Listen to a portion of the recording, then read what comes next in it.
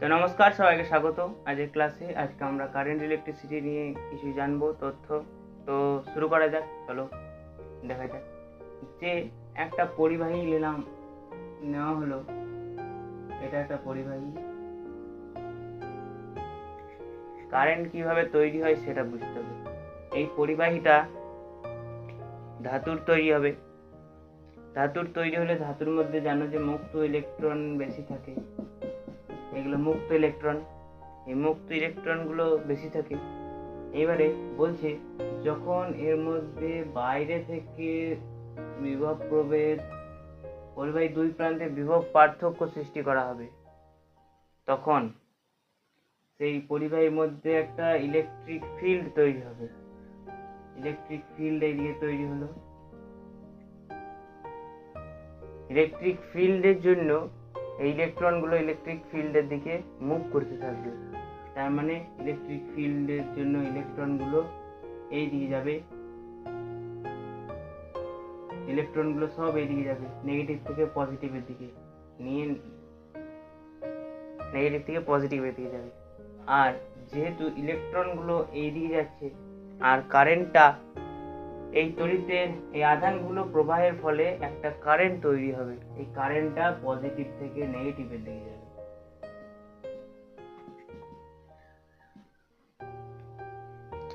এটাই হচ্ছে ব্যাপার, কারেন্ট এইভাবে তৈরি হয়।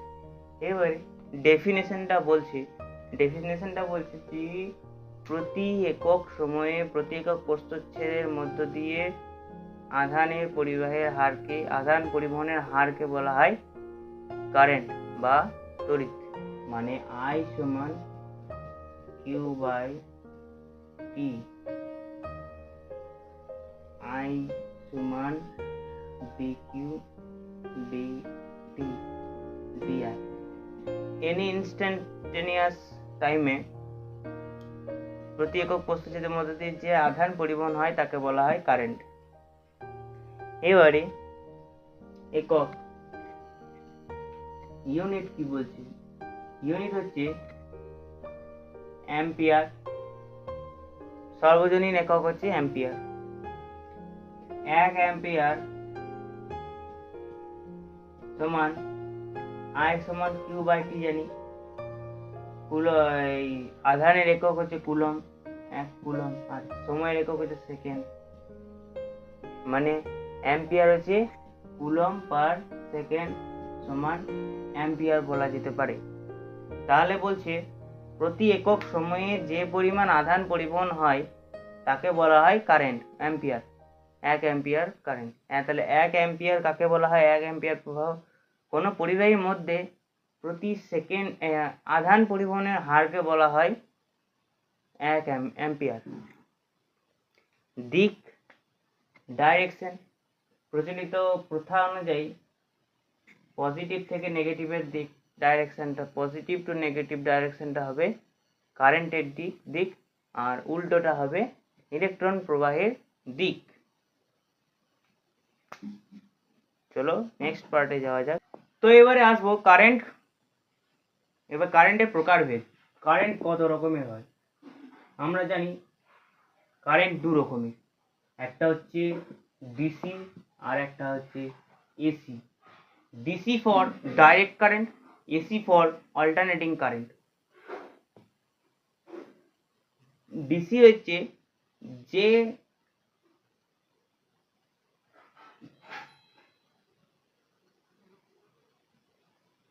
এটা একটা পরিবাহী, এই পরিবাহী ডিসি কারেন্ট মানে হচ্ছে এই পরিবাহীটা ব্যাটারির সাথে যুক্ত থাকলো। এই পরিবাহীর মধ্যে সর্বদা সময়ের যতই চেঞ্জ হোক কারেন্ট কিন্তু একদিকেই প্রবাহিত হবে, সময়ের সাথে কারেন্টের ডাইরেকশন কোনো মতে চেঞ্জ হবে না। আর এসি মানে হচ্ছে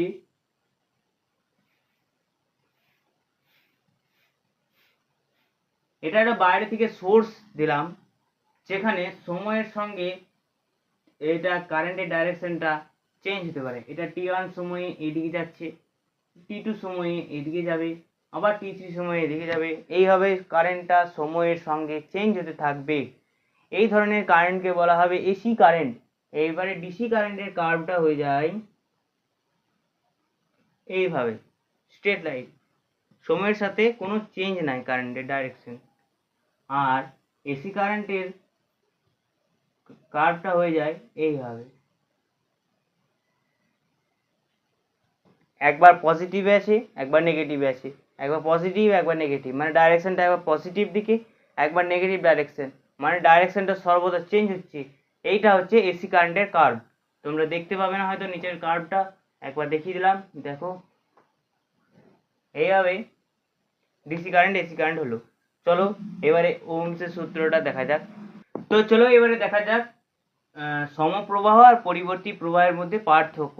এটা কিন্তু মাধ্যমিকে অনেকবার এসেছে, মাধ্যমিক উচ্চ মাধ্যমিকে এই প্রশ্নটা কমন, আরো উঁচুতে হায়ার স্টাডিজ করলেও এই কোশ্চেনটা তোমাদের আসতে পারে বা এসেছে অনেকবার। এবারে দেখা যাক এটাতে কি বলছে। প্রথমে বলছে যে সমপ্রবাহে সময়ের সাপেক্ষে অভিমুখ পরিবর্তন হয় না, মানে যেটা বললাম যে সময়ের সাপেক্ষে কারেন্টটার ডাইরেকশন চেঞ্জ হচ্ছে, ওটা এখানে হয় না। আর পরিবর্তী প্রবাহে উল্টোটা হয়, মানে পরিবর্তন হয়, সময়ের সাপেক্ষে অভিমুখ পরিবর্তন হয়। কম্পাঙ্কের ওপর নির্ভর করে না। সমপ্রবাহে যেহেতু কার্ভটা দেখলে স্ট্রেট লাইন হয় একদম, তাহলে এটা কম্পাঙ্কের উপর নির্ভর করে না। আর পরিবর্তী প্রবাহে কম্পাঙ্কের উপর নির্ভর করে, মানে যে দেখলে এইভাবে কার্ভটা হয়, এই কার্ভটা টাইম পিরিয়ড হয়ে যায় 50, একটা 50 এক সেকেন্ডে 50 বার এইরকম একটা পূর্ণ কম্পন তৈরি করে, এইরকম 50টা পূর্ণ কম্পন তৈরি করে। সাধারণত ইন্ডিয়ার ক্ষেত্রে হয় 50 হার্জ। আর এটা উৎপাদন ব্যয় সাপেক্ষ হয় ডিসির ক্ষেত্রে, ব্যাটারি চাই, সোর্স চাই, কনভার্টার চাই, অনেক কিছু চাই। ব্যয় অপেক্ষাকৃত কম, ডাইরেক্ট আমরা যেমন একটা বাল্ব কারেন্টে গুঁজে দিচ্ছি জ্বলছে, সেটা ওখানে হবে না, এইভাবে ব্যয় অপেক্ষাকৃত কম। এটা বহুদূর পাঠানো যায় না, তার মানে এটা বহুদূর পাঠানো যায় না, কেননা এখানে শক্তি এনার্জি লস হয়, হিট এসব কারণে। আর এটা বহুদূর পাঠানো যায়, ট্রান্সমিশন লাইনে মাধ্যমে পাঠানো যায়।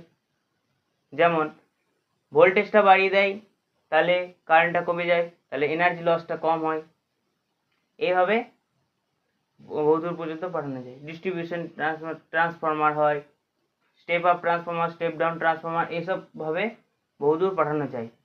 তো এই ছিল পার্থক্যটা, এটা তোমরা ভালো করে স্ক্রিনশট নিলাও, এটা তোমাদের বহুত দিন কাজে লাগবে।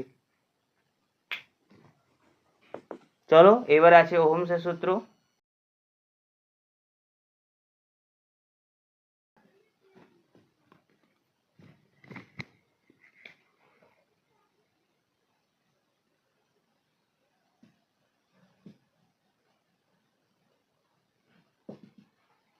ওহমসের সূত্রটা কি বলছে, যে একটা পরিবাহী যার রেজিস্ট্যান্স আর, এখানে কারেন্ট দিচ্ছে আই, এই পয়েন্টটার ভোল্টেজ হচ্ছে ভিএ, এই পয়েন্টটার ভোল্টেজ হচ্ছে ভিবি, মানে এটা কারেন্ট সোর্সের সাথে কানেক্ট করা আছে, তবেই ভোল্টেজটা ডিফারেন্স হয়েছে।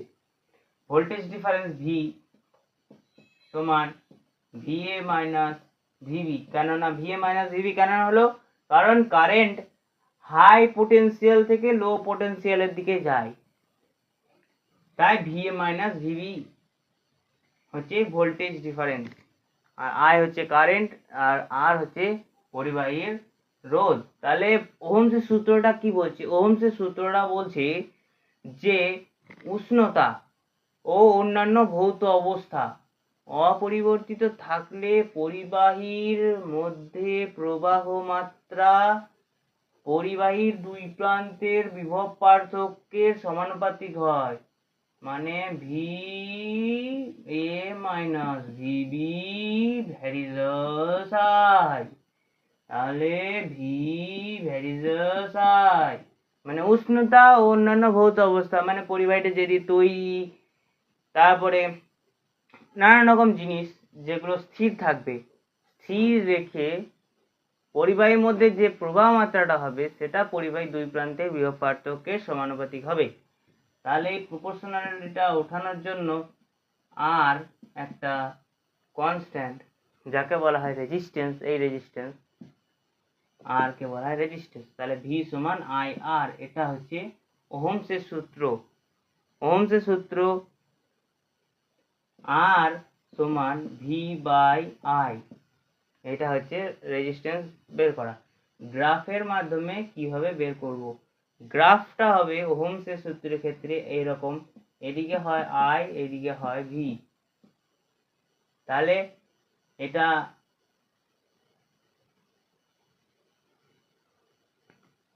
এটা ভি নিলাম, তাহলে সুবিধা হবে তোমাদের বুঝতে। এটা হয়ে যাবে আর সমান ট্যান থিটা,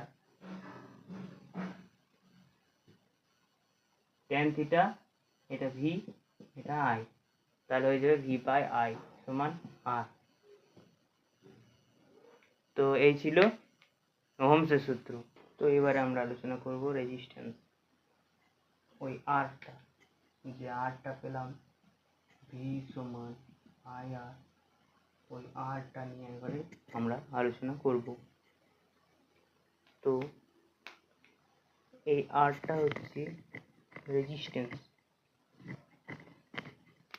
এই আরটা হচ্ছে রেজিস্ট্যান্স, আর সমান ভি বাই আই। আর এর ডেফিনেশনটা হচ্ছে একটা অপোজিশন ফোর্স, মানে যে ধর্মের জন্য পরিবাহীর মধ্যে তড়িৎ প্রবাহ বাধাপ্রাপ্ত হয় তাকে বলা হয় রোধ বা রেজিস্ট্যান্স। যখন এটা ডেফিনেশনটা যখন ভি সমান 1 ভোল্ট, আই সমান 1 অ্যাম্পিয়ার হবে, তখন আর সমান হবে 1 ওহম। মানে 1 ওহম রোধ কাকে বলে? একক বিভব পার্থক্যের জন্য পরিবাহীর মধ্যে যদি 1 অ্যাম্পিয়ার তড়িৎ প্রবাহিত হয় তখন তাকে বলা হবে 1 ওহম রোধ। এবারে এর মাত্রা হয়ে যাবে আর সমান ভি এর মাত্রা বাই আই এর মাত্রা, নিয়ে একবার হবে M L square T to the power minus I to the power minus 2, এটা হচ্ছে মাত্রা। এবারে এই রেজিস্ট্যান্সেরই একটা অনন্য মানে রেজিস্ট্যান্সের অনন্য, এটাকে বলা হয় পরিবাহিতা। মানে কোনো পরিবাহীর মধ্যে রোধের অনন্যকে বলা হয় পরিবাহিতা, বা যে ধর্মের জন্য পরিবাহীর মধ্যে তড়িৎ প্রবাহ হয়, তড়িৎ সহজে প্রবাহিত হতে পারে, তাকে বলা হয় পরিবাহিতা। এর একক হয়ে যায় মো, উল্টো ওহমের চিহ্ন, মো, এম এইচ ও, মো। তো ঠিক আছে, এইগুলো তোমরা ভালো করে দেখে নাও। আবার নেক্সট পার্টে আমরা আলোচনা করব এই রোধের আরটা কিসের উপর নির্ভর করে, শ্রেণী সমবায়, সমান্তরাল সমবায়, আর আছে আমাদের এইসবগুলো নিয়ে আলোচনা করব। কালার কোডিং আছে, কালার কোডিং নিয়ে আলোচনা করব। তো চলো, থ্যাংক ইউ। চ্যানেলটা ভালো লাগলে, ভিডিওটা ভালো লাগলে তোমরা সবাইকে লাইক, শেয়ার, কমেন্ট করে দাও, আর বেশি বেশি করে শেয়ার করো যাতে তোমাদের বন্ধুগুলো এগুলো জানতে পারে আর তারাও উপকৃত হতে পারে।